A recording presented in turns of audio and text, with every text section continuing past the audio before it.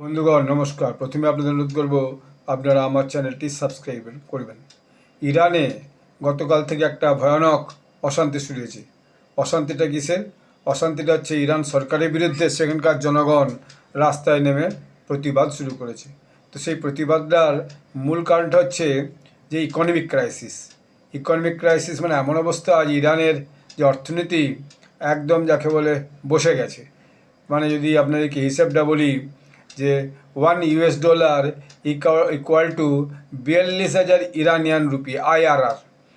তো এই যে এই অবস্থাতে জনগণ একবারে প্রচণ্ড ক্ষিপ্ত উঠেছে। গতকাল থেকে ইরানের রাস্তায় ব্যাপক হচ্ছে যে সরকার বিরোধী প্রদর্শন হচ্ছে। এখন এই সরকার বিরোধী প্রদর্শনটা মূলত মেজর সিটির মধ্যে হচ্ছে। তার মধ্যে তেহরান যে ইরানের রাজধানী, এর বাইরে তাবরিজ, মাসাদ, ইস্পাহান এবং হামদিন এটাতে গতকাল থেকে শুরু হয়েছে এবং দেখা যাচ্ছে যে এটা ক্রমশ বিভিন্ন দিকে ছড়িয়ে পড়ছে।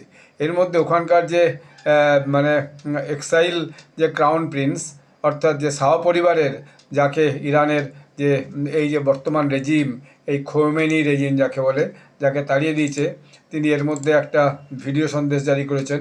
আমি ভিডিও সন্দেশটা আপনাদেরকে শোনাই। মানে 1 মিনিটের মতো ভিডিও সন্দেশ, 1 মিনিট 9 সেকেন্ড। তিনি বিদেশে আছেন, বিদেশ থেকে ইরানের জনগণকে একটা মেসেজ দিয়েছেন। সেই মেসেজটি ইংরেজিতেও লেখা আছে, আমি একটু তার মধ্যে বলবো। তো আপনারা মেসেজটা শুনুন। আমি সোশ্যাল মিডিয়া হ্যান্ডেল থেকে এটা আপনাদেরকে শোনাচ্ছি।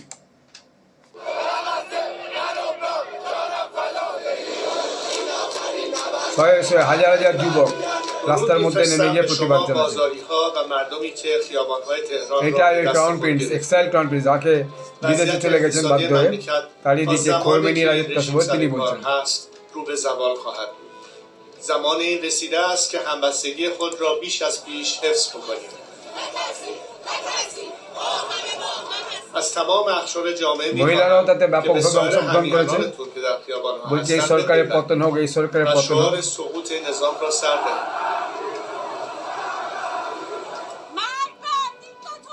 و به خصوص پیام من به মহিলারাও সেখানে গলা মিলিয়েছে, মিলিয়ে দল বেঁধে মহিলা প্রোটেকশন নিয়েছে এবং ওখানকার পুলিশ রাস্তা ব্যারিকেড করে ভীষণভাবে তাদের উপর অত্যাচার করছে বলা যায়। মানে গ্যাস ছুঁড়ছে, কিন্তু প্রতিবাদ আর থামাতে পারছে না, এমন একটা অবস্থার মধ্যে চলছে। তিনি এক্সাইল ক্রাউন প্রিন্স, যাকে এই যে রেজা পাহলাভি, ইনি হচ্ছে যে বিদেশে চলে গেছেন, কিন্তু সেখান থেকে বাধ্য হয়ে গেছেন, কিন্তু সেখান থেকে তিনি এই ভিডিও মেসেজটা জারি করেছেন। এখন এইরকম একটা ভয়ানক যখন জনতা নেমে গেছে রাস্তাতে এবং তারা স্লোগান দিচ্ছে, no Gaza, no Lebanon, my life for Iran, আমার জীবনটা ইরানের জন্য, আমরা এখানকে গাজা হতে দিতে চাই না, না বা লেবানন হতে দিতে চাই।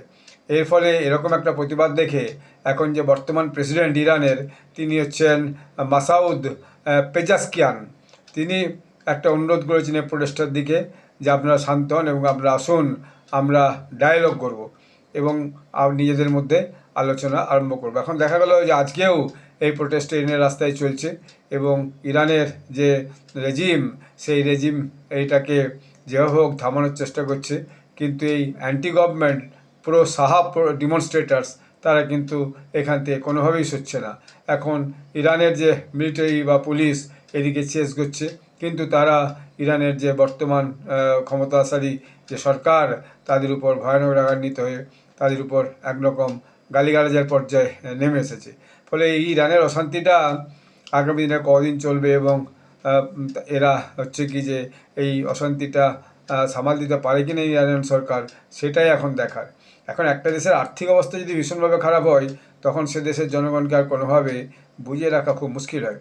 সেটাই এখন ইরানে শুরু হয়েছে। আর্থিক অবস্থা এত খারাপ হয়েছে যে বলার মতো নেই।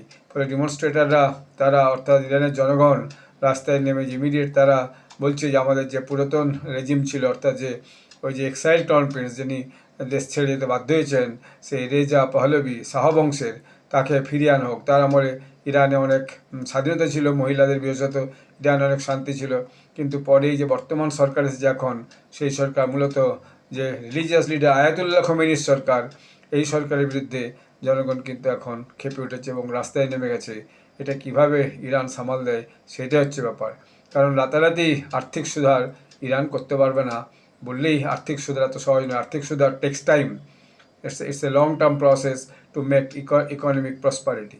তো এইটা এই অঞ্চলের, এই যে মিডল ইস্টের যে সমস্ত দেশগুলো আরও আছে, তার মধ্যে মূলত পাকিস্তান, বাংলাদেশ, এসব জায়গায় একটা ভয়ানক, বাংলাদেশে তো একটা অরাজকতা চলছেই, কিন্তু পাকিস্তানেও একটা ভয়ানক কিন্তু প্রভাব পড়ে।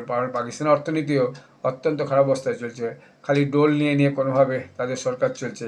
তো ইরানের এই যে প্রোটেস্ট, এই প্রোটেস্টের আজ কিন্তু পাকিস্তান পর্যন্ত এবং অন্যান্য যে সমস্ত দেশে আর্থিকভাবে অত্যন্ত খারাপ অবস্থা চলছে, সেগুলোতে জনগণের কাছে অত্যন্ত কষ্টের মধ্যে জনগণকে জীবনযাপন করতে হচ্ছে, সেখানে গিয়ে কিন্তু পৌঁছাবে। এই ভিডিওটি এখানেই শেষ করছি। আবার নতুন কোনো ইস্যু নিয়ে আপনাদেরকে আমি ভিডিও করে জানাবো। আপনারা সবাই ভালো থাকবেন, ধন্যবাদ।